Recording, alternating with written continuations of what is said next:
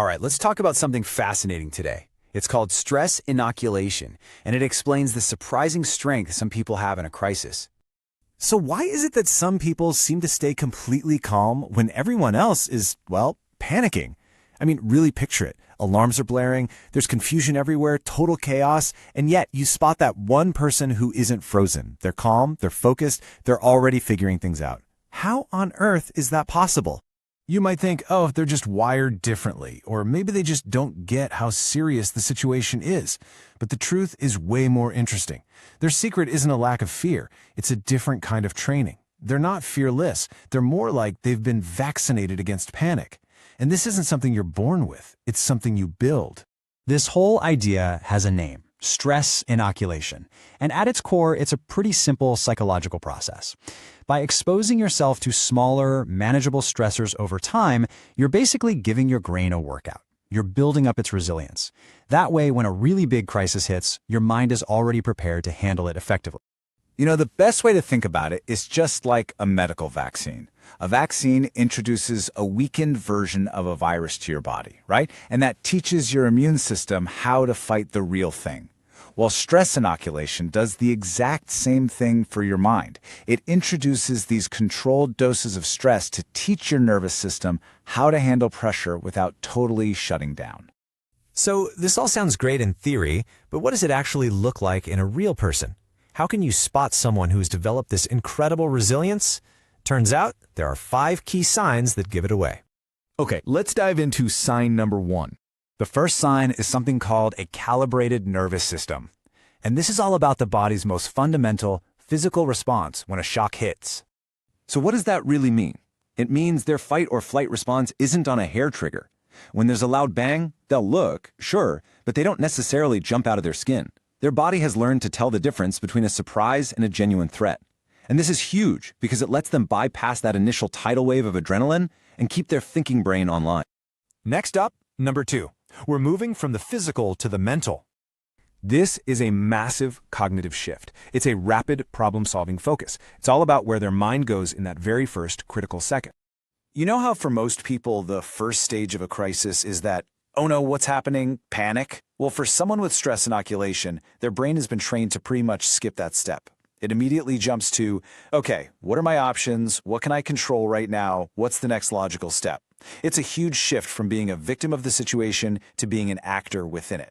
But just thinking clearly isn't the whole story. Let's look at number 3. This is where we see advanced emotional regulation. And let me be clear, this is not about feeling nothing. It's about managing what you feel. These people, they still feel fear. They still feel anxiety or concern.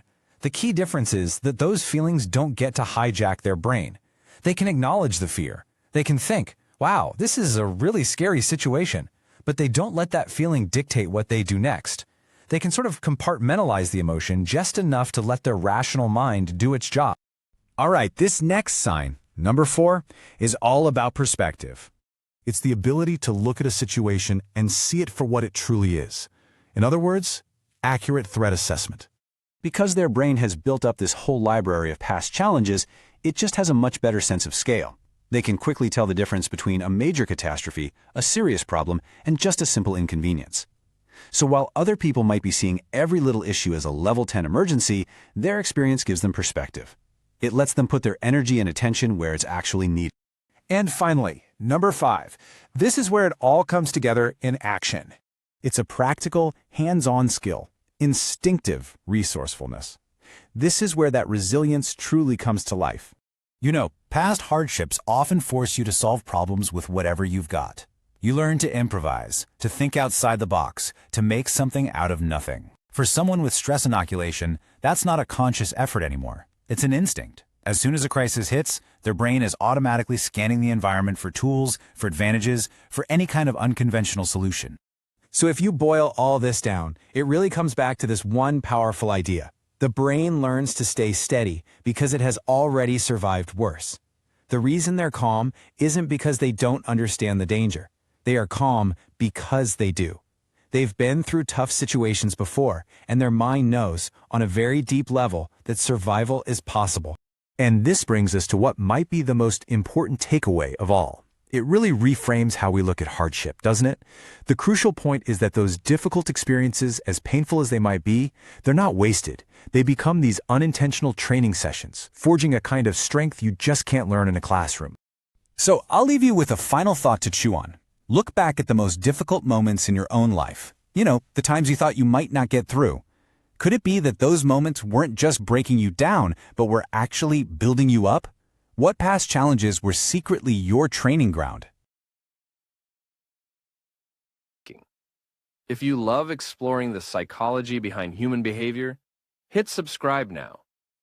Because on this channel, we don't just learn facts, we decode the human mind.